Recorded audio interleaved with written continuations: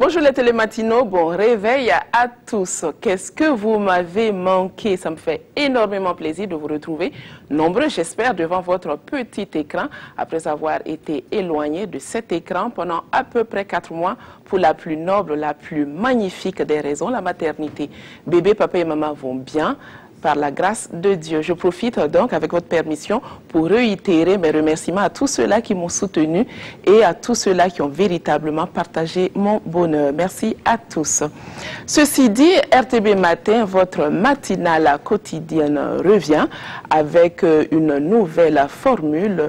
Petit changement, gros apport, comme vous avez pu le constater la semaine dernière en compagnie de mes collègues Ramatou et Cheikh Dave. Nous espérons que cette nouvelle formule vous conviendra parfaitement. Alors, tout de suite, donc, nous allons toucher du doigt les raisons de votre motivation pour le choix de la nationale de l'image et précisément pour cette émission qui, nous espérons, en tout cas, vous rendra davantage fidèle. Nous allons tout de suite commencer avec la une des journaux. C'est une nouvelle rubrique que vous avez eu l'occasion de découvrir la semaine dernière. Ce sera en compagnie d'un collègue de la RTB, Valérie Bazier. Et puis, après lui, nous allons vous donner quelques astuces sous forme de conseils pour bien réussir sa rentrée professionnelle. Dans notre rubrique coaching, nous allons recevoir le coach Jean de Dieu Ouedraogo. Il viendra nous donner les astuces, les arguments nécessaires donc pour nous donner justement la permission de réussir. Et puis d'une réussite, nous allons passer à une autre réussite. Cette fois-ci, ce sera en compagnie de notre psychopédagogue, Monsieur Dakio Mathieu. Lui viendra nous dire comment réussir sa rentrée scolaire et académique. Les informations sportives nous seront livrées par Khalifa Ouattara du service des sports de la RTB. Et puis, une nouvelle rubrique encore, tous les lundis, vous aurez droit à Fofo chez nous. Aujourd'hui, nous allons recevoir un artiste, vous le savez. Nous avons dit que c'est une rubrique qui va mettre en valeur, en vitrine, les différents artistes de chez nous. Donc, comprenez par artiste, c'est au sens le plus large du terme. Et aujourd'hui, nous serons chez Joseph Tapsoba. Alors, petite colle, Joseph Tapsoba, qui est ça? Serait-ce Joseph Tapsoba dit mascotte ou Joseph Tapsoba dit chocho? Ben, vous resterez avec nous et puis avant la fin de l'émission, vous découvrirez qui c'est. Et puis nous aurons le proverbe du jour. Maintenant que tout est dit, vous rangez les télécommandes. Interdit de zapper. On se retrouve tout de suite après ce jingle pour la une des journaux.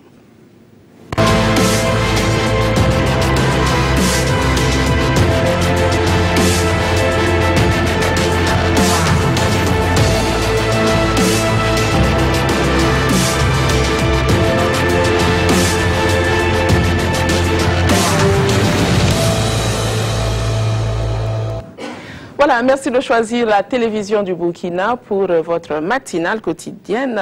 C'est maintenant l'heure de la une des journaux. C'est en compagnie de Valérie Bazier, donc du service du journal de la RTB. Bazier, bonjour. Ouais, bonjour à tous, bonjour à tous ceux qui nous suivent depuis chez eux. Petite rectification, Cynthia. Excusez-moi, je ne me suis pas encore réveillé, mais je crois que je me réveille tout de suite avec la une. Tout à fait, tout à fait. Bonjour Cynthia alors. Oui, comment s'est passé le week-end? Ouais, très bien. Oui. Très bien. La reprise n'est pas trop difficile? Non, c'est pas difficile, je crois que ça va. Très bien. Alors, ce matin, nous allons donc parler de la une des journaux. Nous allons commencer peut-être par le pays et l'Express du Faso. On voit qu'on parle d'une crise interne à l'UPC. Dis-nous davantage. Effectivement, les députés UPC fondateurs du nouveau groupe parlementaire UPC Renouveau démocratique, ainsi que le groupe maire par conférence de presse interposée dans les lectures respectives de cette crise selon le pays. Pour les dissidents, il s'agit de communiquer sur les raisons de cette scission, raison catégoriquement réfutée par le groupe maire qui soutient la thèse du complot. Et pour les dissidents, ils sont et demeureront néanmoins des membres du Parti du Lion, ce qui semblerait utopique pour le camp d'en face, à entendre le porte-parole du parti, Rabi Yamego, je cite, « On ne peut pas avoir un pied dedans et un pied dehors », fin de citation. Et à cette allure, on se demande quel sera l'épilogue de cette guerre intestine. Les frondaires rassurent que l'implosion du parti n'aura pas lieu, rapporte l'Express du Faso, qui se demande également De qui ces députés de l'UPC se moquent-ils? Le journal Le Pays confie également que 3 agents de la direction régionale des ressources animales du Sahel ont été enlevés. Et à propos de l'agression d'Azata Soro, Taïrou Tasseri Ouedraogo a été arrêté et déféré à la maison d'arrêt de correction de Ouagadougou, Mako. D'accord, alors on va peut-être rester toujours avec le pays et y ajouter aujourd'hui au Faso. On parle des révélations de Mediapart. Oui, effectivement, d'abord rapporté par le quotidien dans son numéro de samedi. Selon Mediapart, dans son article sous-titré « Les preuves d'un montage », la détention de Gbagbo aurait été orchestrée par un ancien diplomate français. Dans cette affaire, de plus en plus la presse française met en lumière un mail de la diplomatie française qui accable la Cour pénale internationale au sujet de la détention de l'ex-président ivoirien Laurent Gbagbo. Et une telle révélation, si elle était avérée, pourrait apporter ou apparaître comme une bouée de sauvetage pour le Woody de Maman à qui la Cour a refusé plus d'une dizaine de fois une libération conditionnelle pour cause de maladie. Le site d'information français ne s'arrête pas là, il va jusqu'à exhumer un pan du putsch manqué du 15 septembre 2015, titre aujourd'hui au Faso. Des OSC africaines ont déposé également une plainte contre l'ex-président français Nicolas Sarkozy à La Haye, selon Le Pays. La Cour pénale internationale est-elle en train d'être rattrapée par sa gestion à géométrie variable, s'interroge le journal. D'accord. Et peut-être qu'il y a d'autres informations toujours par rapport aujourd'hui au Faso? Oui, aujourd'hui au Faso, gros titre du journal. Après la sensibilisation, ce sera la sanction, lance la directrice générale adjointe des impôts au sujet de la facture normalisée. Également, dans une autre manchette du journal, on lit ceci, qu'un poste de police de Mentao a été victime d'une attaque terroriste. Et pour terminer, on va faire un tour du côté de Sidoya. Oui, à la une de Sidoya, Sidoya met en exergue le premier... comme on appelle, le Premier ministre Paul Kabatiba, lors de son séjour à Tunis dans le cadre des rencontres Africa Forum 2017 en vue d'un renforcement de la coopération bilatérale entre Tunis et Ouagadougou. Paul Kabatiba a séduit les investisseurs selon le journal. Voici ce que nous avons eu pour le moment. Et par la suite, nous avons d'autres quotidiens nationaux. On va compléter pour notre deuxième passage à 7 h. Très bien, voilà. Effectivement, tout à l'heure, je vais te retrouver à partir de 7 h pour revenir sur la une des journées. Comme tu le dis, s'il y a un complément, ce sera avec plaisir que Valérie va vous les livrer. Merci beaucoup, Valérie. Merci bien. Je te dis à tout à l'heure. Ok, à tout à l'heure. Okay. Merci. Alors, nous allons maintenant nous intéresser à notre rubrique Top Astuces. Et aujourd'hui, je viendrai vous dire comment est-ce que vous pourrez réussir votre rentrée professionnelle sans stress ou en tout cas avec très peu de stress.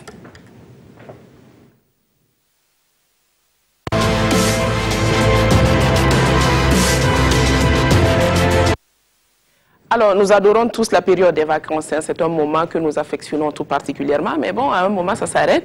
Et il faut bien songer à la reprise, ce qui n'est pas toujours évident parce que généralement, c'est suivi de stress. Comment reprendre ses activités professionnelles en éloignant au maximum le stress? Voici quelques astuces qui sont plutôt données, qui vous seront données plutôt sous forme de conseils. Alors, la veille déjà, la veille de vos jours de travail, il serait de préparer déjà toutes vos affaires. C'est-à-dire que ce soit le vestimentaire, que ce soit vos documents, préparez tout à la veille et mettez de côté. Comme ça, le matin, vous gagnez du temps. Également, si vous avez des enfants que vous devez préparer pour l'école, c'est le même processus.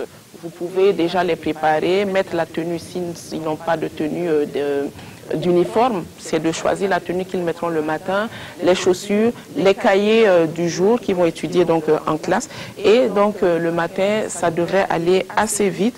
Et puis sortez assez tôt. N'attendez pas la dernière minute pour sortir et courir. Ça ne servira pas à grand chose. Sortez assez tôt pour éviter les bouchons et arriver donc à l'heure. Et puis enfin, une fois au boulot, essayez de prioriser les tâches. Quand on revient de vacances, en général, on se retrouve avec toute une panoplie donc, de dossiers, de documents. priorisez, vous n'êtes pas un super homme, vous n'êtes pas une super femme, allez-y dans la limite de vos possibilités, faites des points par ordre d'importance et allez-y tout doucement à votre rythme. Voilà donc c'était quelques astuces pour vous permettre de reprendre votre vie professionnelle de façon zen et tranquille. Nous allons à présent ouvrir notre page entretien. Nous allons recevoir tout à l'heure le coach, puisque c'est notre rubrique coaching que nous allons ouvrir juste après ce jingle. Je viendrai vous donner le thème complet du jour.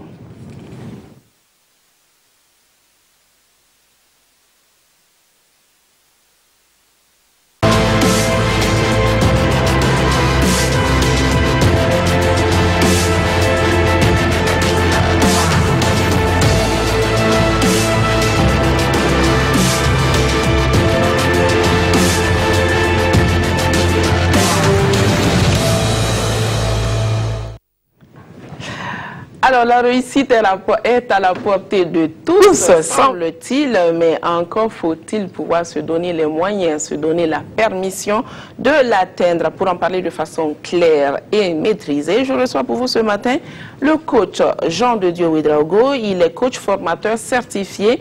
Il est également docteur en pharmacie. Il est le directeur fondateur de l'Institut de coaching Univers. Alors, coach Ouedraogo, bonjour. Bonjour Cynthia. Comment vous allez? Très bien, et chez vous? Ça va très bien. Dieu merci. Oui, ça me fait très plaisir de renouer avec les antennes de la télévision et surtout avec nos téléspectateurs. Le plaisir est partagé. Alors justement, on va rapidement en 2 minutes vous demander, là pour la nouvelle saison de RTB Matin, vous serez avec nous tous les lundis. Le plateau ne vous est pas inconnu, hein. Vous êtes venu plusieurs fois, il y a quelques mois de cela avec le coach Pouillon, le coach Lucie. Alors, mais là, vous allez nous accompagner tous les lundis. Quel est le sentiment qui vous anime? Un grand plaisir toujours d'être en contact avec le public burkinabé, africain et je dirais mondial, parce que la TV c'est une grande télé, pour toujours apporter quelque chose dans la construction des vies. Voilà, ça a toujours été un plaisir de toujours savoir qu'on participe dans la construction des vies des gens, et ça, on ne peut qu'être heureux. D'accord, nous aussi ça nous fait plaisir. Mais alors, permettez-moi de vous dire que ça va être un véritable défi, hein, parce que RTB Matin, c'est se réveiller très tôt. Bien sûr. D'accord. C'est l'un des secrets de la réussite. Très bien, mais donc on est embarqué dans le même bateau et on va arriver à bon port. Alors ce matin, vous allez nous dire comment se donner la permission de réussir. Pourquoi le choix d'un tel thème, coach Ouedraogo? Oui, Cynthia, vous voyez, dans la vie de tous les jours ou dans le quotidien, vous allez voir qu'il y a des gens qui ne vivent pas la vie qu'ils veulent, qui ne font pas ce qu'ils veulent dans la vie. Et ce qui est déjà bien, c'est que dans la plupart de ces gens-là, il y a une bonne partie qui est dans la course pour savoir ce qui ne va pas dans leur vie et chercher les solutions, bien sûr, pour sortir, pour redresser les voiles du bateau et conquérir leur vie. Mais il y a aussi une bonne partie de ceux-là qui sont là tout simplement à se résigner de la situation actuelle. Ils se coquillent dans une sorte de boîte, à se plaindre. Il faut savoir que non, il faut que ça change. Voilà. Notre vie nous appartient, Dieu ayant déjà fait sa part, maintenant c'est nous de faire notre part et de réussir. Donc il faut que les gens se donnent la permission de réussir, d'où un thème pareil. Voilà. D'accord. Alors, à quoi définit-on la réussite? La réussite c'est défini de manière simple, être comblé dans sa vie. Voilà. Lorsque je suis heureux dans ma vie, lorsque j'ai une satisfaction de mon existence, je peux dire que j'ai réussi ma vie. Voilà, parce qu'effectivement, en fait, ça se comprend mal dans la définition, parce que les gens, quand on parle de réussite, les gens voient en fait le matériel. Le matériel, c'est une partie de la réussite. Mais au-delà du matériel, il y a d'autres éléments qui composent la réussite. Parce que nous connaissons bien, il y a des gens qui ont le matériel, mais ils ne sont pas heureux. Mais vous partez dans mon village, vous pouvez croiser le vieux Tenga, il n'a pas assez de choses, mais le bon matin, il se réveille à 5 heures, il est heureux dans sa peau. Donc là, c'est un élément un peu complexe. Sauf que donc, nous sommes dans un monde aujourd'hui où on a besoin aussi de réussir matériellement pour pouvoir justement en fait subvenir à certains besoins. Donc ça prend en compte tout ça, la réussite. Donc ça veut dire quoi? Que quelqu'un, on va aller de façon concrète, hein, pour permettre aux téléspectateurs de bien nous suivre, quelqu'un qui aurait réussi sa vie, je ne dirais pas professionnelle, parce que vous avez dit, pour éviter justement de faire cet amalgame, les gens qui pensent toujours que la réussite rime avec le matériel. Donc, on va dire quelqu'un qui a réussi sa vie sociale peut ne pas forcément être heureux, parce qu'il y a plusieurs pans, il y a plusieurs réussites. C'est l'ensemble qui fait la réussite, qui fait le bonheur. J'aime dire aux gens, celui qui a réussi meurt avec les dents dehors, avec un beau sourire, comme lui de finesse. Mais si vous voyez quelqu'un qui peine à mourir, c'est qu'il y a quelque chose qui n'a pas été comblé dans sa vie. En fait, quand on parle de réussite de manière générale, en fait, c'est tout un ensemble. Et les gens doivent savoir que non, en fait, il n'y a pas de sacrifice d'une partie, parce que tout simplement on veut combler une situation. Parce que vous comblez la situation aujourd'hui, mais la vie c'est pas un mois, c'est pas 2 mois, c'est pas 5 ans, c'est toute une vie. Si vous avez 50 ans encore, vous avez peut-être encore 40 ou 30 ans à vivre. Donc il faut prendre des décisions en tenant compte de tout ça pour que notre vie soit heureuse plutôt. Moi j'ai dit celui qui a réussi, c'est celui qui se réveille le matin avec un beau sourire et qui croit que demain sera meilleur, en partant justement d'aujourd'hui qui est déjà meilleur. C'est ça la réussite. D'accord, très bien. Vous allez nous donner les clés, les secrets pour y arriver. Et donc, pourquoi est-ce qu'il faut se donner la permission de... Oui, j'ai dit, il faut qu'on se donne la permission de réussir parce que, croyant en Dieu, parce que si vous fouillez dans toutes les traditions et même les religions qui concourent, en l'encouragement, on ne va pas aller en ségrégation, donc on met tout ensemble. Vous allez voir que qu'on croit en un Dieu d'amour, un Dieu qui est abondance, un Dieu qui est aimant, mais on ne peut pas s'attacher à un tel personnage qui est le fondement de notre vie, et puis vivre une fatalité dans la vie. Ou bien tout simplement se résigner, comme je viens de dire, à dire que non, que ma situation elle est comme ça, voilà, je n'y peux rien, donc voilà, je subis. Non, donc il faut à quelque part se donner une permission de réussir. Parce que les moyens sont là, les outils sont là pour accompagner les gens à pouvoir réussir dans leur vie. Voilà. Donc voilà pourquoi en fait on dit que non, qu'il faut se donner la permission de réussir, parce que c'est possible, tout est possible à celui qui croit, tout est possible à celui qui se donne les moyens. Sauf que le simple fait de s'asseoir là où on est et se plaindre ne va pas changer la situation. Voilà. Parce que si vous plaignez, ben, les gens continueront en fait à construire leur vie et vous restez là toujours à vous plaindre. Voilà. D'accord, mais justement, on a l'impression, pardon, on a l'impression justement que la majeure partie des gens, en tout cas, n'arrivent pas à atteindre cet objectif-là. Qu'est-ce qui les empêche véritablement d'y arriver? Vous savez, les gens sont assis sur leurs dons. Parce que vous allez voir qu'il y a des gens aujourd'hui qui sont animés de bonnes idées, en fait, qui ont des choses à faire dans leur vie, et qui ont des décisions qui tourmentent le cerveau, qui les fatiguent, ils sont dans les soucis. Mais il y a une chose qu'ils ne font pas, simplement ils ne le font pas. Ils ne vont pas en fait vers la conquête en fait de ce qui les anime à l'intérieur. Voilà. Et vous savez, décider de ne pas faire quelque chose, c'est aussi notre décision, tout simplement qui est de n'aller nulle part. Donc, et la deuxième chose aussi qui empêche les gens en fait de réussir, c'est quoi? On dit que beaucoup de gens, voilà, ont construit en fait leur incapacité à agir, tout simplement par l'intermédiaire en fait d'un être qu'on aime. Voilà, ça peut être l'oncle, voilà, on sait identifier en lui, on vit maintenant dans ses opinions, dans ses idées. Hormis peut-être que l'oncle a été un papa pour moi qui m'a éduqué à avoir le moral, à avoir la dignité. Mais côté réussite matérielle, dont on disait, peut-être que l'oncle il n'a pas eu en fait ces atouts-là.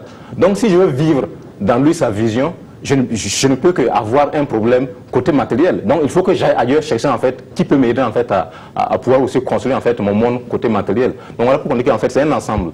Nous sommes dans un monde de globalité, dans un monde de connaissances, dans un monde d'ouverture.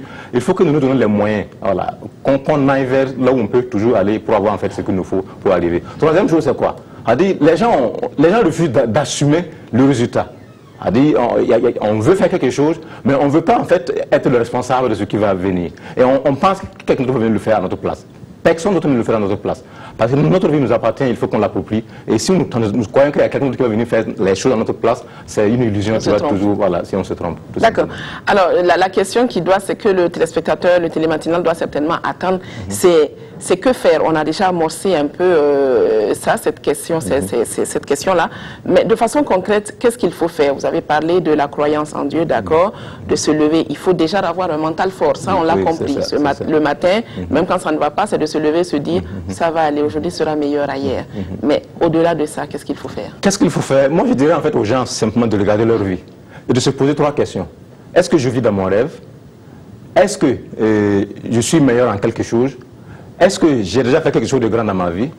Parce que la réponse à ces questions-là va permettre en fait de savoir s'il faut rester là où on est ou faire quelque chose. Parce que si vous ne vivez pas votre rêve, si vous n'êtes pas identifié en quelque chose de meilleur, si vous n'avez rien fait de grand dans votre vie et que vous êtes assis, ça veut dire qu'il y a un problème. Parce que si vous avez un but dans votre vie, vous ne pouvez pas vous asseoir. Parce que tout simplement c'est quoi? Parce que il faut que on se dise que non, que en fait nous sommes venus sur terre avec tout le bagage complet. C'est-à-dire le bateau est prêt. Il ne manque que le capitaine pour conduire le bateau à bord et c'est nous. Et deuxième chose c'est quoi? C'est-à-dire si aujourd'hui ma vie ne va pas, il y a quelque chose qui ne va pas dans ma vie, il faut que je me lève pour chercher à changer ça. Et ça commence justement par la correction de ce qui est à l'intérieur de nous, parce que nous savons que nous vivons avec un monde intérieur. C'est notre monde intérieur qui est le reflet de ce que nous cherchons à l'extérieur. Donc il faut construire ce monde intérieur justement en soignant justement la pensée, qui est justement en fait le fondement du mental, et aussi en soignant le comportement. Voilà. Quel est le bon comportement de celui qui réussit? Voilà. C'est déjà se lever tôt le matin, et déjà savoir déjà ce qu'on veut dans la vie, et se dire que non, que c'est possible, et s'armer et se donner les moyens. Et parce que quand on se dit que c'est possible, Dieu et l'univers vont nous guider en fait vers les bonnes personnes, vers les bonnes situations pour que nous puissions en fait trouver en fait quoi faire et réussir notre vie. Ah, d'accord. Donc on va dire que tous les acteurs de RTB Matin sont sur la bonne voie. Ouais. Si on parle de se lever tôt le matin, c'est que nous sommes sur la bonne voie. Alors dernière question, coach Ouedraogo, en quoi est-ce que le coaching joue un rôle important dans la réussite des individus? Oui, le coaching joue un rôle important dans la réussite des individus parce que, comme je disais, ce qui nous vient de l'extérieur et ce qui se construit à l'extérieur vient de l'intérieur. Donc il faut une bonne construction de son intérieur. Et cette bonne construction de son intérieur, c'est un travail constant et persévérant sur soi-même. Je vais vous donner un exemple d'un coach et philosophe du succès du 21e siècle qui est Jim Rohn. Il dit que lorsqu'il était en difficulté dans sa vie à 25 ans, il a juste eu la chance de croiser un mentor et coach, Eric Shaw. Et la première chose dont Eric Shaw lui a appris, c'est quoi? C'est qu'il devait apprendre désormais à donner plus de temps, à travailler sur lui-même que sur son travail, et de rester éternel étudiant pour pouvoir apprendre de la vie les leçons du succès. Je dis aux gens, le coaching est justement là pour aider les gens en fait à se découvrir, pour aider les gens en fait à trouver leur potentiel, pour les accompagner justement à avoir le mental fort et s'aligner derrière leurs rêves et les pousser à les réaliser. Donc le coaching justement c'est le moyen aujourd'hui qui nous accompagne justement à pouvoir rester en dynamisme pour pouvoir encore conquérir notre vie. Voilà. D'accord. Ben, écoutez, coach Ouedraogo, ça a été un plaisir de vous recevoir ce matin. Merci. On va s'arrêter là pour aujourd'hui. Cependant, on va vous retrouver lundi prochain avec une nouvelle thématique. Merci pour cet apport qui, je reste convaincu, va beaucoup aider nos télématinaux. Et puis, vous l'avez entendu, hein, soyez fort déjà dans la tête, levez-vous tous les matins et dites-vous qu'aujourd'hui sera meilleur ailleurs. Et puis, le slogan de Ramatou, elle dit, il faut y croire et ça finira par arriver. Merci beaucoup, coach Ouedraogo. Je vous souhaite une excellente suite de journée et un très bon début de semaine. Merci beaucoup. Au plaisir. Voilà, bonne suite. Merci. Alors, chez Télématinaux, la voiture se poursuit de plus belle et à présent, nous allons découvrir le proverbe du jour.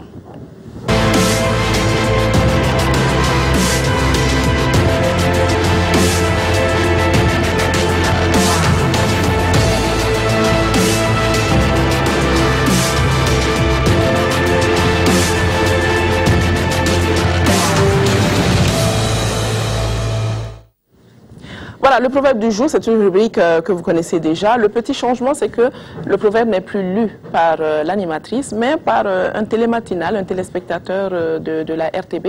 Et puis, nous allons donc aller à la découverte de ce proverbe.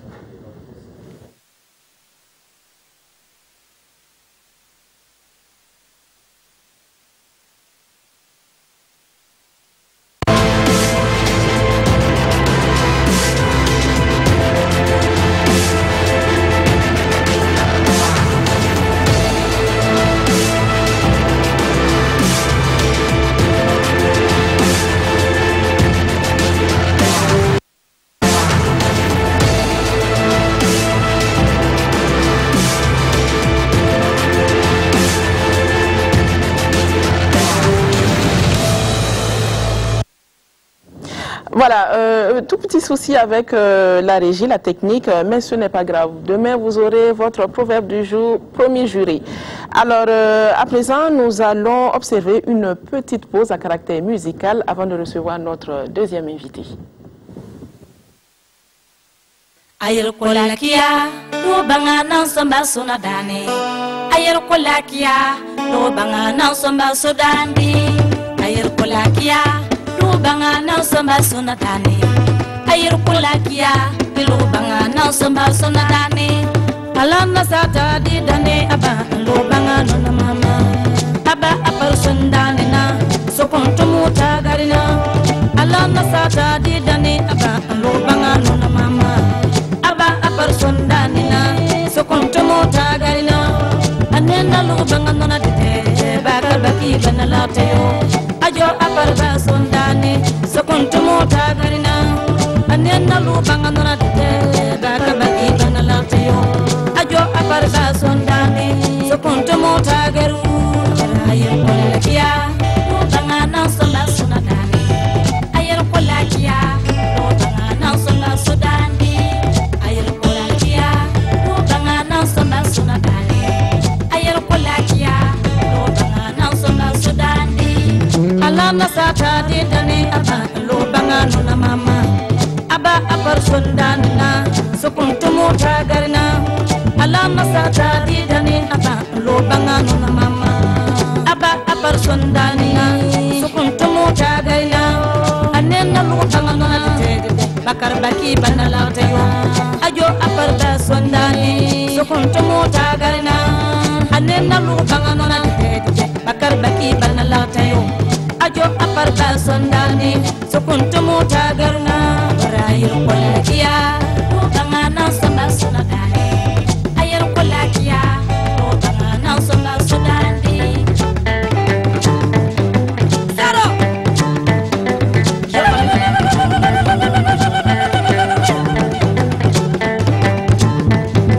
balaza balaza sajonga la tiba tiba tiba tiba samo Sarah.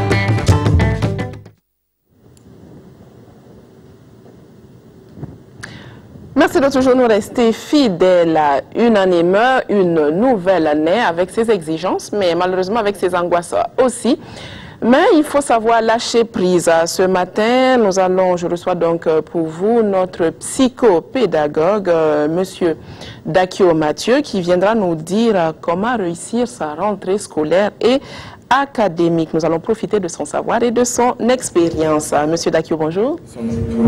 Une fois de plus, bienvenue sur le plateau, le nouveau plateau, le magnifique plateau de RTV Matin. C'est excellent, merci beaucoup. Ok. Alors, nous avons eu une petite pause d'à peu près 2 mois. Nous espérons que vous avez utilisé à bon escient ces quelques jours donc, de repos. Là, qu'est-ce que ça vous fait de vous retrouver pour cette nouvelle aventure de RTV Matin? Oui, c'est une joie pour moi encore de me retrouver et de pouvoir partager les expériences de l'éducation avec les téléspectateurs, surtout les parents d'élèves, les élèves et les enseignants. D'accord. Alors, c'est également une rentrée pour vous, je suppose, une rentrée professionnelle. Oui. D'accord. Alors, on va rappeler que vous êtes psychopédagogue, vous êtes philosophe et vous êtes sociologue de formation. Donc, ce matin, comme annoncé tout à l'heure, nous allons parler de la rentrée scolaire et académique. Monsieur Dakio, dites-nous, est-ce que la rentrée rime toujours avec angoisse, peur?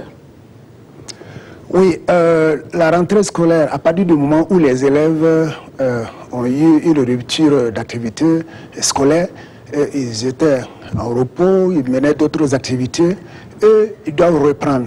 Et ensuite, en reprenant, ils doivent changer de classe.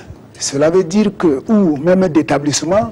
Alors, c'est une nouvelle année qui commence avec de nouvelles perspectives. Effectivement, ça fait des angoisses au niveau des parents d'élèves et des élèves. Parce que c'est l'inconnu. On ne sait pas qu'est-ce que cette nouvelle année nous réserve. Nos professeurs sont-ils toujours les mêmes? Nos anciens sont-ils toujours les mêmes? Vous voyez? Et surtout quand on change d'établissement, on se demande, bon, qu'est-ce que cela nous attend? Les élèves, est-ce que nos camarades sont toujours les mêmes? Il y en a qui ont dû déplacer, donc on est face à de nouveaux visages. Donc tout ça, ça fait une petite angoisse qu'il faut savoir gérer. Et comme vous avez su le dire, il faut savoir lâcher prise.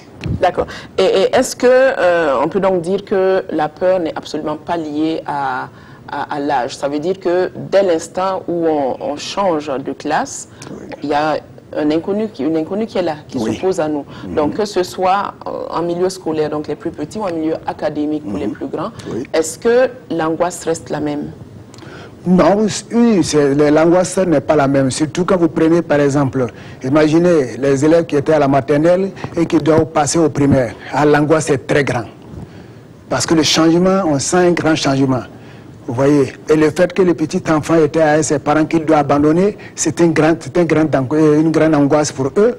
Bon, les plus grands, l'angoisse un peu aussi plus grande parce qu'ils vont encore abandonner les parents qui les encadraient à la maison. Donc, mais plus l'enfant grandit, bon, l'angoisse diminue. Mais toujours le tir, elle est là. Vous prenez par exemple les enfants qui ont le bac.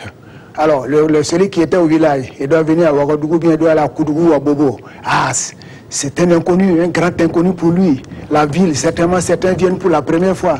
Comment vivre? Et il va se séparer de son monde. Il va vivre seul. Donc, c'est une angoisse qu'il faut préparer. Voilà, il faut se préparer. Le sentiment d'avoir peur, c'est normal? C'est normal qu'on ait peur. Mais ce qui n'est pas normal, c'est de laisser la peur s'installer. Oui, il y a angoisse, mais non, qu'elle perdure. C'est surtout ce que nous voulons rappeler, que nous acceptions ce qui se passe et que nous la régulons et que nous faisons face aux nouvelles perspectives qui vont se présenter à nous. Voilà. Alors, quand on parle de rentrée scolaire ou de rentrée académique, on voit immédiatement élèves et étudiants. Oui. Est-ce que ce sont les seuls acteurs? Non, oui, quand on parle de rentrée scolaire, on parle de l'ensemble des acteurs de l'éducation. Alors, mais les plus concernés, d'abord, vous avez les élèves et les parents. Mais il y a aussi les enseignants. Et il y a même les responsables de l'éducation. Tout le monde est concerné. Voilà. D'accord. Et en quoi ces différents acteurs interviennent dans la rentrée scolaire ou académique? Oui, et parents des parents d'élèves, alors comme nous avons parlé d'angoisse, les parents d'élèves sont angoissés.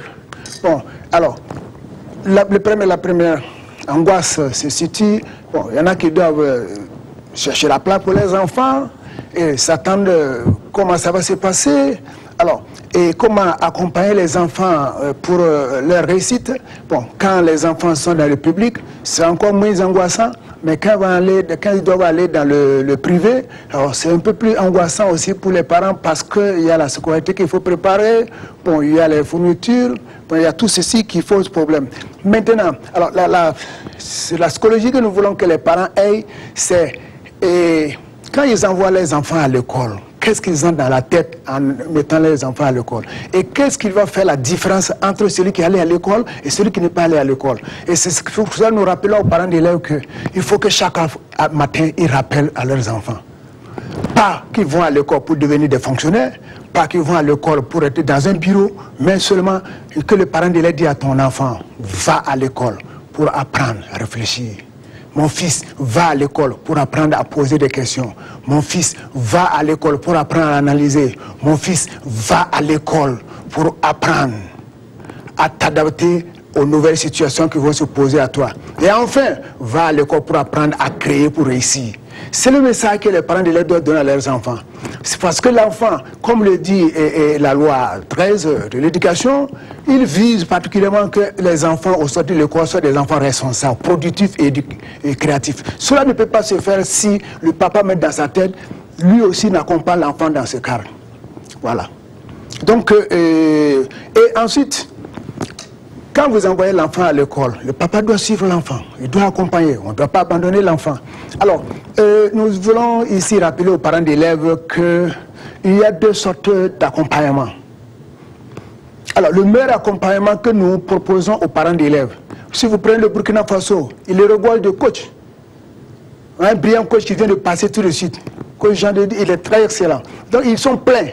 Les scolaires, si vous prenez, c'est des milliers qui sortent chaque année. Mais il faut les exploiter. L'État a mis de l'argent pour les former. Et c'est eux qui sont bien placés pour aider les enfants à prendre conscience de ce qu'ils sont. Qui sont-ils? Que l'enfant sache qui il est.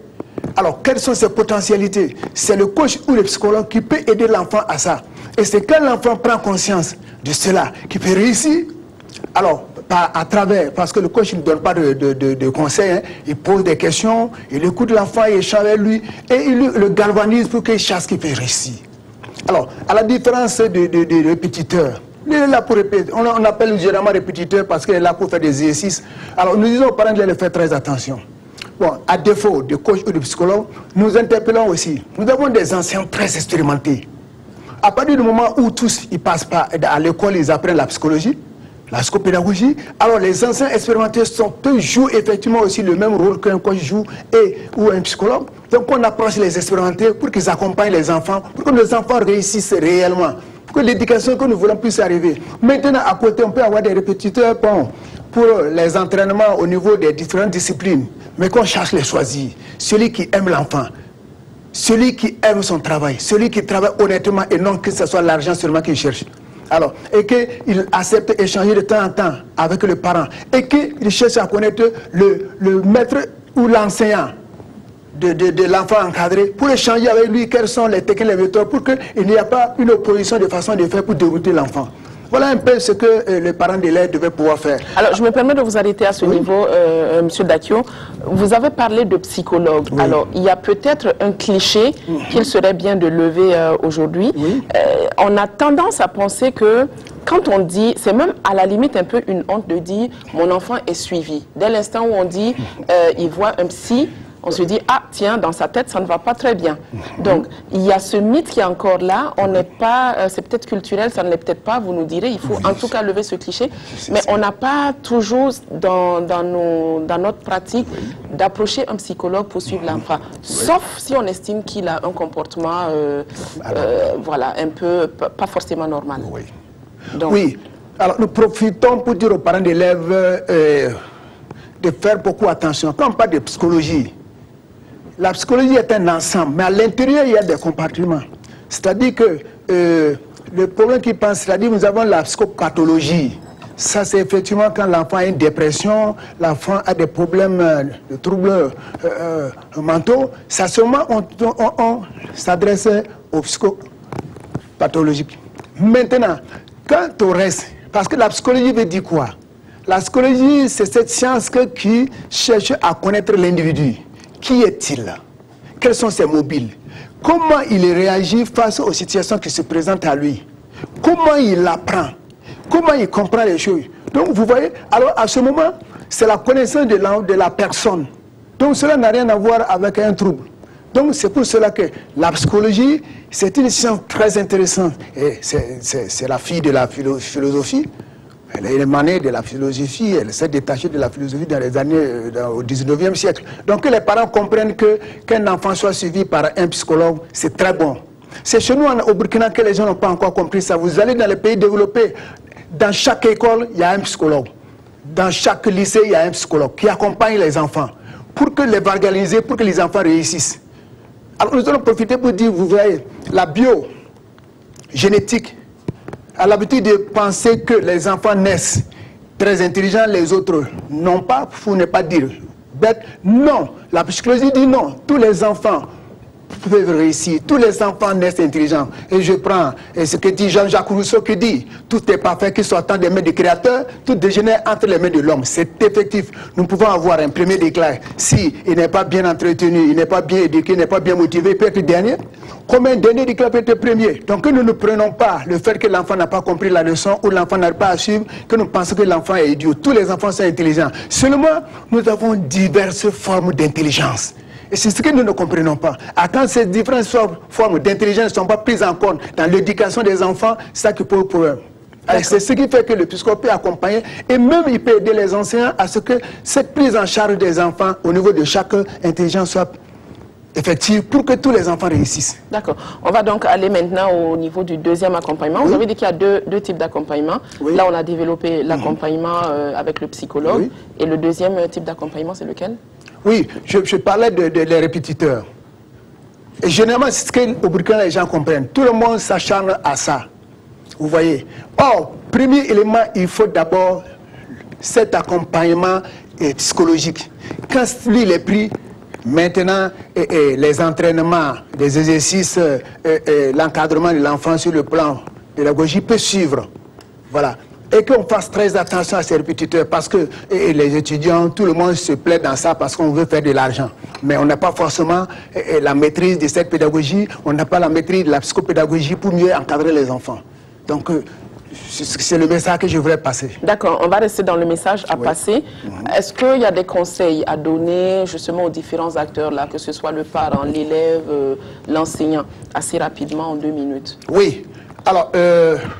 nous voulons dire aux enseignants, les parents d'élèves confient leurs enfants pour réussir les tâches. Nous le savons bien, les enseignants le savent, ils le font. Ils aiment leurs élèves, ils aiment leurs étudiants, ils aiment ce qu'ils font. Mais nous voulons rappeler davantage que nous ne pouvons pas réussir une activité nous ne pouvons pas être excellents tant que nous n'aimons pas à fond ce que nous faisons. De la même manière, les élèves, un élève ne peut pas réussir dans une discipline tant qu'il n'aime pas ce qu'il fait. La psychologie dit, aime ce que tu fais et fais-le à cœur joie. Voilà ce qui est très important. Nous demandons aussi aux autres acteurs, que ce soit les responsables d'éducation, que tout le monde ait une pensée positive, que tout le monde ait des actions positives et que tout le monde pense rien qu'à l'intérêt général pour l'éducation. Parce que nous remarquons aujourd'hui, vous avez su un peu dire ça, en dehors des autres problèmes, mais au niveau de l'éducation, l'incivisme est en train de monter. On vous dit, c'est les élèves qui cassent, c'est les élèves qui ne respectent pas le professeur. Non. Et c'est la faute de nous, les adultes. Que les adultes donnent l'exemple. D'abord, à partir de la maison, que les responsables donnent les exemples. À commencer par ceux qui sont en haut jusqu'à descendre. Si l'exemple est donné par les adultes, si les enfants sont impliqués dans ce qu'ils doivent faire, si les enfants comprennent ce que les adultes veulent d'eux, vous allez voir que ce problème d'incivisme va cesser. Donc c'est un peu ce que je voulais dire. C'est ensemble, tous les acteurs de l'éducation, que nous pouvons réussir ce défi de l'éducation.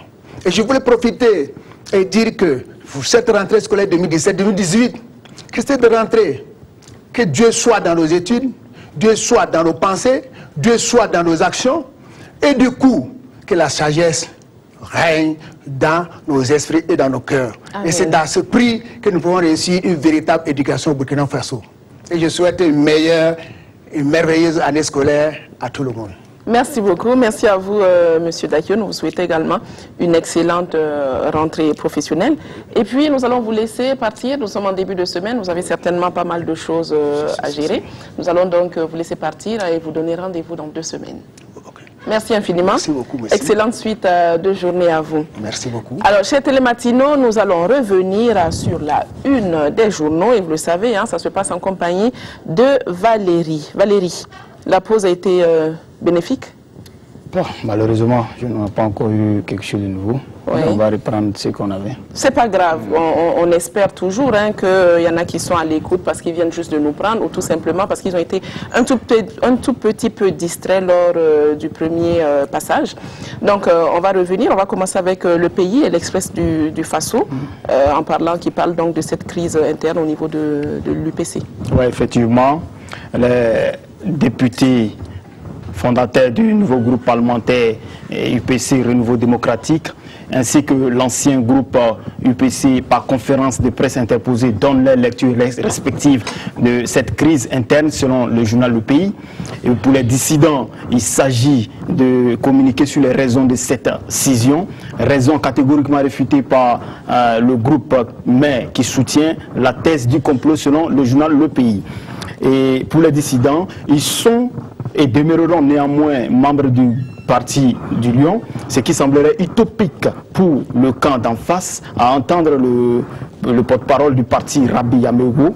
Je cite, « On ne peut pas avoir un pied dedans et un pied dehors ». Fin de citation. À cette allure, on se demande quel sera l'épilogue de cette guéguerre intestine.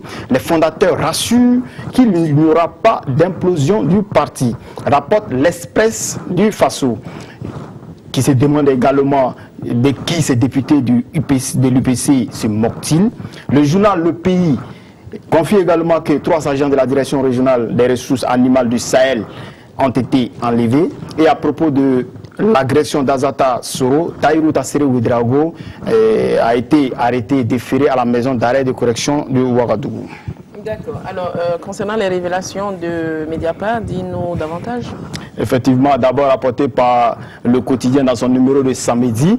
Selon Mediapart, dans son article sous-titré « Les preuves des montages », la détention de Laurent Gbagbo aurait été orchestrée par un ancien diplomate français. Dans cette affaire, une fois de plus, la presse française met en lumière un mail de la diplomatie française qui accable la Cour pénale internationale au sujet de la détention de l'ex-président ivoirien Laurent Gbagbo.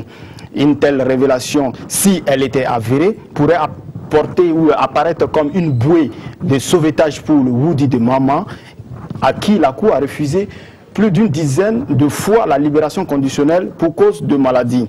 Le site d'information français ne s'arrête pas là, il exhume également un pan du pitch manqué du 15 septembre 2015, titre aujourd'hui au Faso. Des OSC africaines ont déposé une plainte contre l'ex-président français Nicolas Sarkozy à La Haye, selon le pays. Et la CPI est-elle en train d'être rattrapée par sa gestion à géométrie variable, s'interroge le journal. Ok, autre sujet par rapport à aujourd'hui au Faso. À la une d'aujourd'hui au Faso, gros titre, on peut lire ceci. Après la sensibilisation, ce sera la sanction, lance la directrice générale adjointe des impôts au sujet de la facture normalisée. Le journal informe également qu'un poste de police de Mentao a été victime d'une attaque terroriste.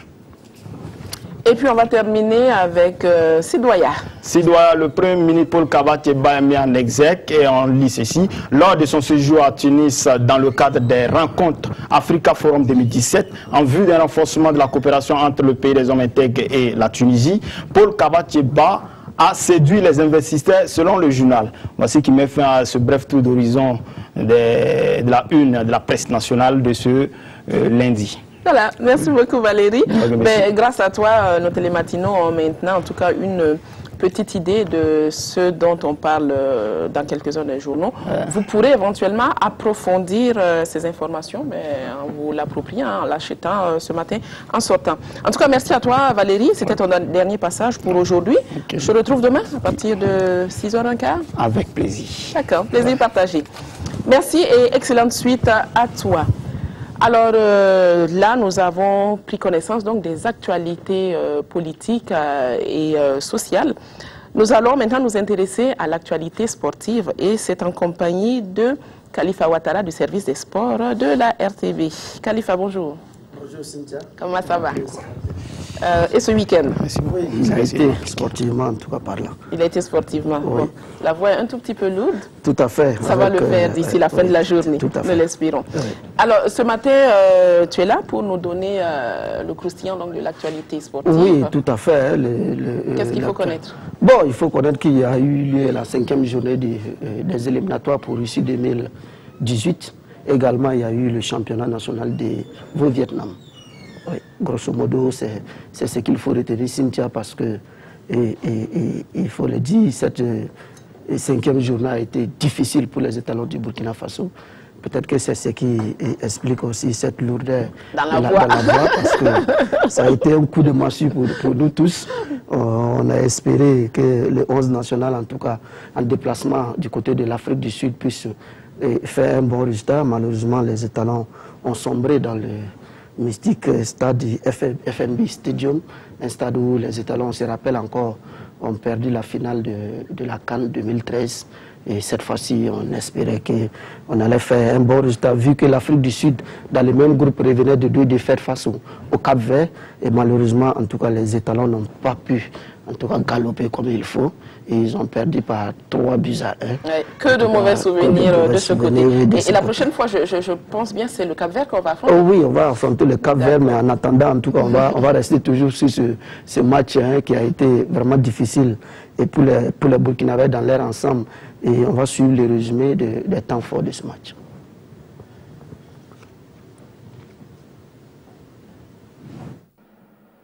Le navire de Paolo Duarte a chaviré cet après-midi au FNB Stadium, Soccer City de Johannesburg. Les étalons n'ont tenu dans cette rencontre que quelques secondes. Charles Kaboré et ses camarades couriront après l'égalisation dès la première minute. Bersito met les Burkinabés en doute. Déstabilisé, Paolo Duarte lance Aristide Bansé sur le front de l'attaque. Mais l'attaquant burkinabé n'aura pas le temps de toucher la balle que Temba Tsouane double la mise à la 34e minute. Afrique du Sud 2, Burkina 0. Avec une défense inexistante et un milieu méconnaissable, les étalons continuent les chemins de croix qui se matérialisent par un 3e but sud-africain. 3 buts à 0. C'est le score à la pause. À la reprise, les étalons courent après le score. La tâche est immense. Dans les derniers instants du match, Bertrand Traoré est victime d'une faute. Alain Traoré se charge de sauver l'honneur. 3 buts à 1. C'est le score final. Avec cette défaite, Les étalons compromettent sérieusement l'échange d'un premier mondial pour le Burkina. Oui, les chances d'un premier mondial qui sont sérieusement compromises, parce qu'il faut le dire, parce que dans le même groupe D1, le Sénégal en déplacement au Cap-Vert a gagné par le score de 2-0.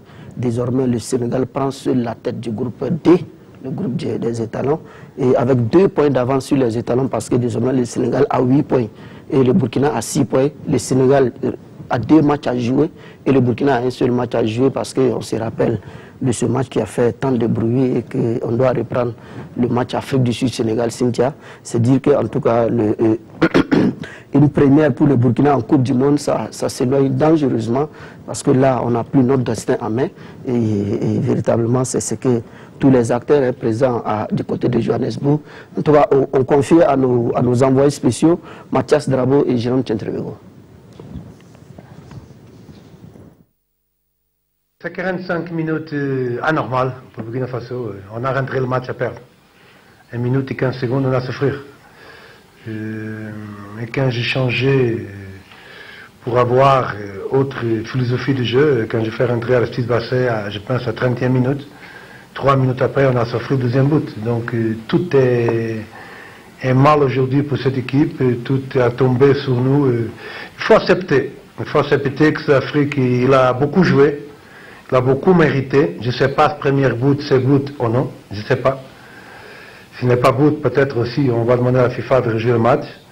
Parce qu'on a le droit aussi comme les autres. Mais si c'est but, il faut féliciter le Sud-Afrique. Un grand match. Catastrophe, 45 minutes pour Burkina. Il n'a pas haute histoire. L'histoire, c'est ça. C'est une équipe qui a été meilleure qu'autre équipe. On a mal commencé le match. Et tout le monde s'est démobilisé. Je pense qu'offensivement, il y avait des choses à faire. Il fallait qu'on s'applique encore plus pour aussi les dernières places. Et c'est collectivement qu'on a sombré. Et après, en deuxième mi-temps, on a essayé de réagir. On a produit du jeu. Voilà, malheureusement, ça n'a pas suffi. Tu perds 3-0 à la mi-temps. C'est pas du tout évident de revenir au score, mais je pense que l'état d'esprit de la deuxième mi-temps, il faut retenir ça et puis jouer le dernier match à fond et espérer maintenant quelques miracles pour pouvoir se qualifier. Parce que là, la balle n'est plus dans notre camp. Maintenant, on n'a plus notre destin en main. Mais voilà, on va jouer les derniers matchs à fond. La force aujourd'hui de l'équipe d'Afrique du Sud, ça a été de jouer entre les lignes, très rapidement, justement, avec Persito, il le souligne. Donc voilà, il y a eu beaucoup de mouvements en attaque, c'est ce qui a permis de mettre en danger la défense burkinabèse. Et oui, et concernant la titularisation de ces joueurs sur les 2 matchs, la double confrontation contre le Cap-Vert, ils ne regrettent pas de ne pas les avoir titularisés parce qu'ils pensent que le match était différent et donc que la tactique devait être différente. Voilà, aïe, j'ai envie de dire, Khalifa, quelle tristesse, on lit bien le désarroi sur les visages. Et vous seriez ici en studio que vous verrez que tous les techniciens également sont très très tristes, ils ont la mort dans l'âme. Nous le sommes tous, hein, on y a cru, on a cru à cette victoire des étalons, mais je pense que tout n'est pas perdu, Khalifa, on a encore nos chances, on va croiser les doigts et si possible même les orteils aussi. Oui, parce qu'il nous faut de la chance et encore plus il faut du miracle, parce que là si nous on gagnait notre dernier match, on aura 9 points. Actuellement le Sénégal a 8 points, le Sénégal a 2 matchs à jouer, c'est dire que le Sénégal, il faut que le Sénégal perde un match avec un score un peu fleuve et que nous et fasse aussi un match nul pour qu'on soit au même nombre de points et que l'on espère les devancer par goal average. Bon, c'est dit que c'est un peu difficile tout ça. Nous, on va y croire et on va y arriver. Ce matin, le coach l'a dit, il faut déjà y croire. Alors, on va revenir chez nous, hein, au plan local. On va parler toujours football, mais au plan local. Donc, dis-nous davantage sur cette demi-finale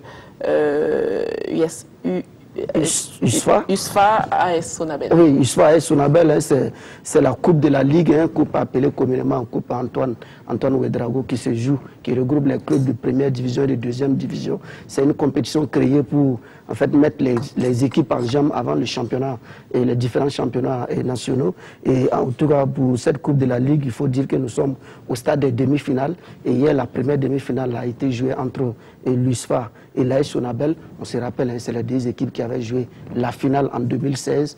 Et l'USFA l'avait emporté et devant cette équipe de l'AS Sonabel. Et cette année, en tout cas, l'AS Sonabel a pris sa revanche au tir au but. Et l'AS Sonabel se qualifie pour la finale.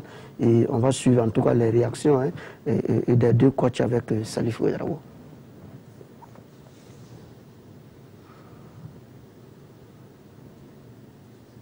Une réaction qui tarde à venir. Elle viendra. Elle viendra. On va juste laisser le temps à la régie. Oui, on va, en attendant que la réaction ne vienne, on va dire que les électriciens connaîtront les adversaires ce soir, il faut le dire, à l'issue de la deuxième demi-finale qui opposera l'Étoile filante de Ouagadougou à l'Union sportive de Ouagadougou. Et c'est à 15h30 du côté du stade Issoufou Joseph Konambo. Et Cynthia, il faut dire que le Faux qui est vainqueur de la Coupe du Faso et qui est en lice pour la Coupe AGSB, parce que cette Coupe se joue ce week-end, le week-end prochain, du côté de Kaya, et opposera le Faux au RCK, qui est tenant du titre. C'est dit que, en tout cas, le Faux a l'occasion de montrer qu'il reste toujours une équipe de coupe. Le Faux qui va jouer la deuxième demi-finale ce soir du côté du stade Issoufou Joseph Konambo. Et Cynthia, on va rester un peu dans le cadre de cette coupe AGSB pour dire que les journalistes sportifs se battent et mettent les petits plats dans les grands pour que, en tout cas, la compétition du côté de Kaya réussisse merveilleusement. Et le bureau national conduit par Jérôme Tchentrebego, en tout cas, fait les pieds et les mains et pour que, en tout cas, l'événement soit à la hauteur de ce que l'on espère. Et là, la RTB qui est toujours au cœur des grands événements, et déjà une mission, on va le 2 mai du côté de Kaya pour faire un repérage, parce qu'il faut retransmettre ce match-là, un match que les téléspectateurs de la chaîne toujours au cœur des grands événements pourront suivre. Et là, en tout cas, la GSB, comme à son habitude, va briller par d'abord cette coupe, super coupe AGSB, et le 20, on aura la nuit des champions qui va récompenser tous les sportifs les meilleurs de chaque discipline sportive. Et Cynthia, je crois que on n'a pas vraiment trop de temps pour développer toutes les autres disciplines. Je crois qu'on va s'arrêter là. Oui. Et on donne rendez-vous aux téléspectateurs ce soir à partir de 21h. Et il y aura du Vodao, comme je l'ai annoncé tantôt. Il y aura d'autres disciplines sportives. Et il y aura en tout cas le retour de nos envoyés spéciaux du côté de Johannesburg. On pourra connaître les raisons véritables de cette débâcle des étalons du côté du FNB Stadium. Et je crois que Jérôme Tchentrebego pourra nous situer un peu davantage, parce que là, personne n'a compris pourquoi l'équipe a sombré, et comme ça du côté de Johannesburg. D'accord. Alors on a parlé de match qui va se jouer au stade Konombo. Tout à fait. On peut revenir un peu là-dessus? Oui, c'est le match, c'est surtout le match qui va opposer l'Étoile filante de Ouagadougou à l'Union sportive de Ouagadougou. Et avant ce match, il y a eu la première demi-finale hier qui a été jouée entre l'USFA et l'AS Sonabel. L'USFA de notre cher ami Mourinho, Moussa Ouedraogo dit Mourinho, c'est un entraîneur qui, en tout cas, est un bon client pour la presse. Il met du piquant souvent, et c'est le lieu, en tout cas, de faire un coucou à l'USFA. Et on a tenté d'avoir la réaction, on n'a pas pu. On va rester un peu sur le Vodao, si vous permettez. Parce on le permet, Khalifa, on le permet. Demandez si gentiment en plus. Oui, surtout, il n'y a pas de souci. Bon, vraiment, moi je me sens un peu, c'est vrai, on a perdu, on est un peu inspiré par votre décor, votre beau plateau. Ah, ça fait plaisir. Ça m'aurait fendu le cœur si tu étais parti sans parler du décor là. Félicité. Tu es un vrai gars, c'est bien. Restons sur le Vodao pour dire que, en tout cas, le championnat s'est tenu du côté de l'université Ouaka 1, professeur Joseph Kizerbo, c'était sur le plateau de l'université. Et cette année, 51 combattants, à ce niveau, on les appelle les Voshing, ceux qui pratiquent le Vodao Vodao. On les appelle les Voshing. 51 combattants ont pris part à la compétition. 9 clubs étaient présents et essentiellement, en tout cas, les meilleurs ont été récompensés avec à la clé le meilleur combattant de la saison, Boukari et Uramba du côté de campus Club du Vauvenant Viet Vodao. Et on va essayer, si la régie, en tout cas, le permet, Koussoubé, qui dirige demain, de mettre cette émission matinale. Et on va tenter. L'ensemble, bon, niveau technique, bon, ça va, mais le combat n'était pas de niveau. Je me demande que dans tous les clubs, et les maîtres doivent essayer d'arranger, essayer de préparer les combattants pour l'avenir. Oui, 2002, c'était mon objectif, puisque le quatrième groupe, il faut les taous et puis les combats. Mon objectif, c'est les mains de ces obstacles. J'ai eu les 2 médailles d'or, c'est l'objectif pour moi et puis pour le club. Oui, effectivement, c'est une satisfaction parce que le souci du ministère, c'est la pratique donc de l'activité physique à l'intention des jeunes. Et je vois que la fédération a mis le paquet en ce qui concerne la relève sportive. Nous avons vu de belles prestations de cette jeunesse-là. Et donc c'est une discipline aussi à encourager parce que ça fait quelques années qu'elle participe à des activités autant nationales qu'internationales. Je pense que nous ne pouvons que les féliciter, les encourager à continuer dans cet élan-là, pour permettre à beaucoup plus de jeunes d'y accéder et bien sûr de faire honneur au pays quand il va s'agir de faire les compétitions. Jaël Julien et Zerbo, le président de la Fédération burkinabé de Vietnam, et peut se satisfaire de la tenue de ce championnat. Lui qui est 17e dame, s'il te plaît. C'est-à-dire qu'en tout cas, il a... Il ne faut pas le provoquer. Non, il ne faut même pas s'hasarder. Et merci en tout cas à vous qui nous avez permis de développer toutes ces actualités. Et comme je le disais tantôt, on donne rendez-vous à tous les spectateurs à partir de 21h avec les analyses, les différents en tout cas, reportages de nos différents reportages sur les différents terrains et au niveau de Ouagadougou. Et comme je le disais, on va revenir largement sur cette débâcle des étalons du côté de Johannesburg. D'accord. Et nous, on va te retrouver ce vendredi. Tout à fait. Pour d'autres actualités. Oui. Et nous espérons que cette fois-ci, les actualités seront beaucoup plus gaies. Oui, surtout que c'est le week-end de la GSB qui s'annonce. D'accord. Je crois qu'on va plus s'attarder. Alors, Khalifa, tu es, on va le dire comme ça, mon dernier invité. Et ça me fait plaisir de t'inviter à rester avec moi. Je n'aime pas être seule sur le plateau. Donc, je t'invite à rester avec moi. On va découvrir maintenant notre rubrique Fofo chez nous.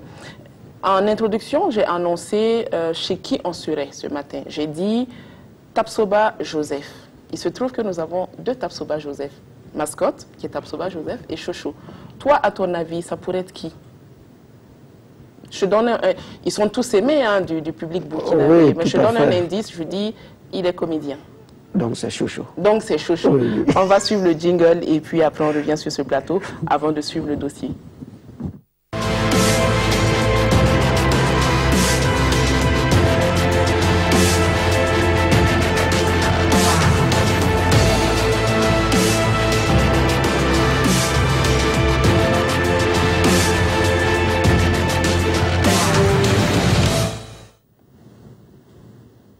Voilà, on aurait tout fait en tout cas pour vous tenir en haleine. C'est le moment maintenant de découvrir notre star du jour.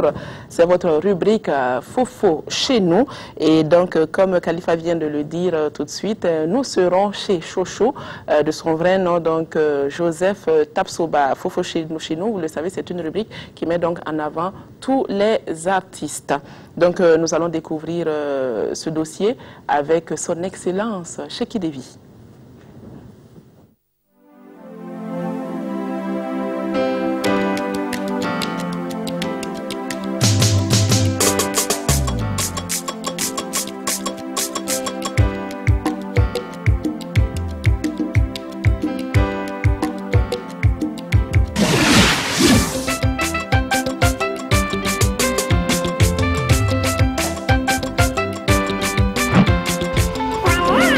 Fofo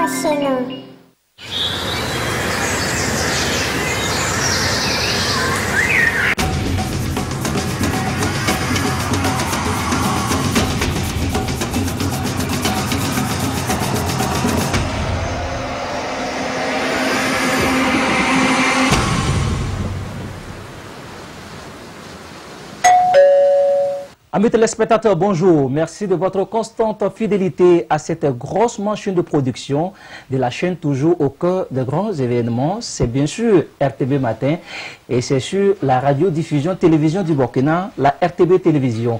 Aujourd'hui, pour la reprise de RTB Matin, et bien sûr, l'artiste vous dit bonjour.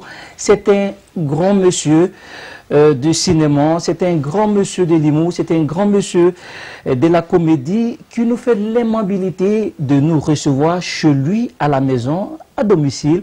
Allons découvrir cette icône du cinéma ici au Burkina Faso. C'est affectueusement Chocho. Voilà. Comment ça va? Oui, ça va très bien. Ce qui me plaît, c'est cette manière de rire là. C'est naturel. Et inné. Ouais. Voilà. Alors, à l'état civil, c'est? À l'état civil, c'est Tapsoba Bawen Pouire Joseph. D'accord. Voilà, je suis moi aussi. Oui. Né et grandi au Burkina Faso? Oui, né à Ouagadougou, grandi à Ouagadougou, mais j'ai vécu plus dans tout le Burkina Faso parce que depuis l'enfance, j'ai fait beaucoup de voyages, à l'intérieur du Burkina surtout. Oui. Donc je peux dire, je suis du Burkina Faso, je connais mon pays. Et le cinéma, ça a commencé comment et quand? Bon, le cinéma, ça a d'abord commencé par le théâtre, parce que depuis l'âge de 5 ans, je fais le théâtre avec mes frères. Oui. Et on a la maman qui faisait le théâtre à l'école primaire, à l'école aussi. Oui. Et donc dans le quartier, je faisais beaucoup de théâtre, au lycée et tout. Et le cinéma est venu me trouver quand j'étais plus à l'atelier théâtre burkinabé, parce que souvent on faisait des, comment on appelle ça, dans les années 2000, on faisait plus, c'était des figurations, des petits rôles. Mais à l'époque, on ne pensait pas que le cinéma allait nous avaler, quoi. Parce qu'on était plus des acteurs de théâtre et on aimait vraiment ça. Quel a été le cachet le plus lourd pour toi? Le cachet le plus lourd pour moi, c'est quelque chose de 3,5 millions. Et c'était quel film? Bon, c'était, comment on appelle ça, Rêve de poussière. Oui, ça m'a donné 3,5 millions. Bon, ça, je vais dire côté cinéma, quoi. Maintenant, côté théâtre, on a fait des... Donc, ça, c'est plus gros que le cinéma. Ouais. Ouais. Alors, quelle est ta situation matrimoniale? Je ne vis pas seul. Je vis avec une charmante femme, très intelligente, que j'aime beaucoup, et 2 enfants, un garçon et une fille. Est-ce que ta femme est comédienne? Non, ma femme est costumière de scène, styliste, modéliste. Beaucoup de gens l'ont connue dans le cinéma, en tout cas, oui. Parce qu'elle a habillé pas mal de personnes. Elle a habillé le film de Gaston Kaboré, Boudiam, beaucoup de films de Dani Kouyaté. En tout cas, elle a fait pas mal de costumes dans le domaine cinématographique. Elle s'appelle comment? Elle s'appelle Martine Sommet. Comment vous vous êtes rencontrés? Voilà. Là est la question. On s'est rencontrés à Bobo Dioulasso. En 2003, on a eu une création en attendant Godot à Bobo Dioulasso. Et c'est elle qui devait faire nos costumes. Et c'est ainsi qu'on a commencé à se côtoyer. Et puis voilà, c'est parti. Ta stratégie d'attaque, c'était comment et quoi? Non, je peux dire que c'est Dieu qui nous a réunis parce que on ne s'est jamais dit hey, tu sais que tu me plais, que non. On était amis. Et c'est parti tout seul. Ouais. Ensuite, on a vécu ensemble. Ouais. Que penses-tu de l'argent? Bon, moi, c'est l'argent qui sépare les gens. Parce que j'ai toujours remarqué que lorsque tu fais une activité, on te demande tu as eu combien. Tu te demandes toujours est-ce que tu gagnes de l'argent dans ça. Parce que depuis quelques années, je fais pas mal d'activités. Je fais un festival de cinéma. Nous sommes à la 4e édition. Mais on l'a toujours fait avec nos moyens. Et tout le temps, on nous demande mais comment vous faites pour avoir de l'argent? Je dis non. Moi, lorsque je gagne 10 francs, je lui donne de la valeur. Parce que ça a la même valeur qu'1 million. Et si tu sais où mettre ces 10 francs, demain tu te retrouves avec 100 millions sans le savoir. Mais quand tu attends d'avoir les 1 million, les 100 millions pour pouvoir faire quelque chose, c'est zéro, tu ne peux rien faire. Donc l'argent ne fait que nous rendre esclaves. Ouais. Si tu devrais changer quelque chose dans ton apparence physique? Moi, je suis content comme ça parce que chaque fois, je rappelle aux gens que j'ai la taille normale. Et quand je dis j'ai la taille normale, ils ne comprennent pas. Parce que la taille normale, c'est quand tu es dans les 1,60 m et quelques, tu peux te pencher pour prendre quelque chose. Si ça y est en hauteur, tu prends un tabouret, tu montes et puis tu enlèves. Donc là où il y a pour toi, là, tu vas avoir. Même les bus, quand on rentre, là, même l'avion, quand on rentre, on marche normalement. Donc moi, je ne vois pas une partie de mon corps qui me gêne, non. Ouais. Ouais, ça me convient. Et quel est ton plat préféré? J'ai pas un plat typique, mais ce que j'aime, c'est les sauces feuilles. Donc ça fait que j'aime planter des arbres dont on peut utiliser les feuilles pour faire des repas. Ouais. Donc j'adore, quelle que soit la nourriture, l'accompagnement qu'on utilise, le riz, le thon, mais pourvu que ce soit des feuilles. Ah, j'adore. Ouais. Ouais, surtout le moringa. Ouais. Quelle est ta boisson préférée? Ma boisson préférée, c'est le gingembre. Ouais, j'aime le gingembre, le jus de gingembre, parce que c'est naturel. Ouais. Et c'est bien. Bon, en dehors de ça, les autres boissons, c'est quand on veut s'amuser, on boit. Quoi. Mais sinon, ce que j'aime, c'est le gingembre. Regarde très bien la caméra. Est-ce qu'une comédienne est déjà tombée amoureuse de toi? Ça manque pas. Ça, c'est clair. Non, en toute sincérité, quand je dis, c'est pas une comédienne, des comédiennes qui me dit sincèrement, je t'aime. Mais bon, je dis, moi j'ai une femme, je ne peux pas aimer. C'est difficile pour moi de vivre comme ça. Donc, de prendre une autre femme parce que je suis chrétien, ça c'est vrai. C'est pas, bon, en fait, je suis croyant. Mais si j'ai la possibilité de prendre des femmes, je ne peux pas le faire parce que dans la vie actuelle, là, il faut savoir se battre parce que les moyens, là, c'est limité maintenant. Hein. Donc, nos grands-parents avaient de grands terrains, donc ils pouvaient prendre plusieurs femmes. Mais nous, sincèrement, c'est pas facile de gérer deux femmes. C'est quel rôle tu ne vas jamais jouer dans un film? Je ne vais jamais jouer tout nu, jamais. Ça, quel que soit le montant, jamais. Parce que pour moi, l'être humain, il y a des parties de l'être humain qui sont privées, qui sont personnelles. Tout nu, moi je ne peux pas. En fait, depuis que je suis acteur, quand on me pose cette question, je dis toujours jamais. C'est-à-dire torse nu, avec ma culotte, je peux jouer comme... Tu as déjà fait cette proposition? Non, on ne m'a jamais fait une proposition tout nu comme ça. Mais j'ai déjà joué dans des films où je suis en culotte. On t'a vu dans plusieurs de tes films où tu as embrassé des femmes, des actrices sur les lèvres. Comment ça se passe à la maison avec madame? En fait, souvent, on ne fait pas attention. Par exemple, dans le rôle, quand on dit qu'il faut embrasser la personne, il y a plusieurs façons d'embrasser. Et étant acteur, il y en a qui veulent exagérer. Non. On peut embrasser quelqu'un sur les lèvres, mais c'est direct. Et bon, avec ma femme, je n'ai pas de problème parce que souvent sur le plateau, elle est là, c'est elle qui nous habille. Et tu es arrêté, tu dois jouer le rôle.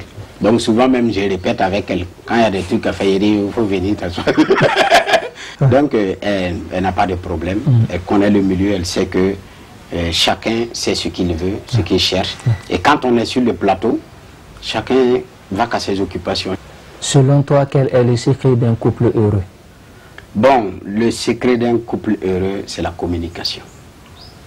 Parce que lorsqu'il n'y a pas de communication dans un couple, c'est la destruction. Est-ce que tu demandes l'avis de madame avant de donner ton OK pour un rôle? Non. Souvent, je peux lui parler, j'ai dit, je peux lui en parler, lui dire, voilà, et on m'a proposé telle histoire. Et puis, ça dit, en passant, je peux, mais c'est pas obligatoire, quoi.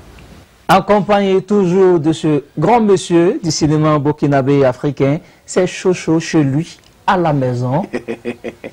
Comment ta femme t'appelle? Elle m'appelle souvent par mon petit nom, Jo, parce que Joseph en couple, et elle m'appelle Jo.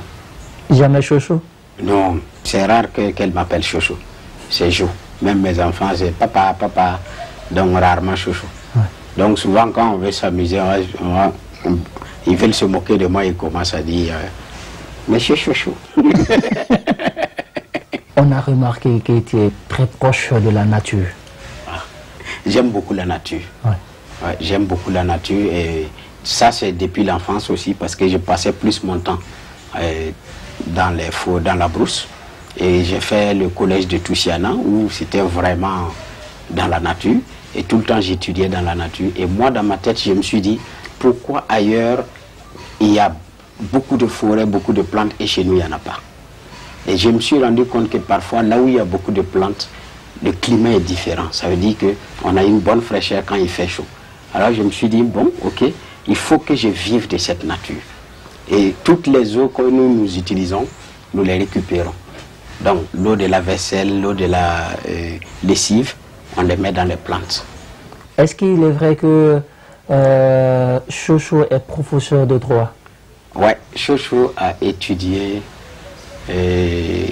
comment on appelle ça, depuis des années. Il a fait le bac A, il est parti à l'université, il a fait le droit. Donc d'ailleurs, le ministre de la Culture, Barry, c'est mon camarade de classe, nous avons fait la fac de droit ensemble.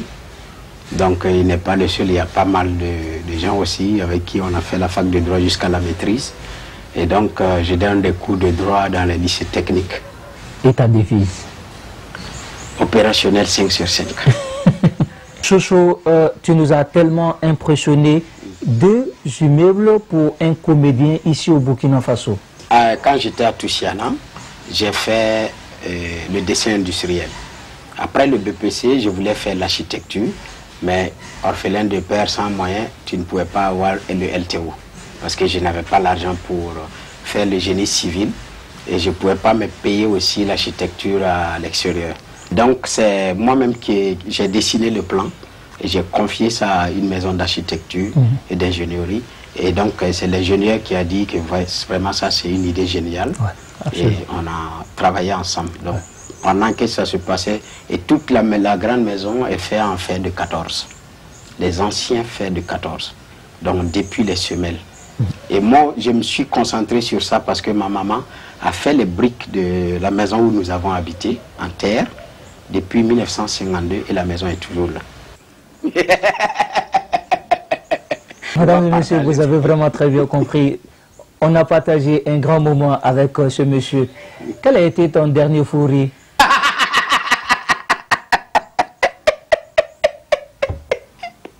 L'invité? Chocho. Voilà.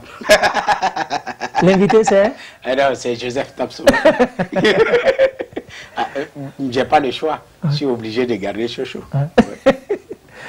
Merci. Merci.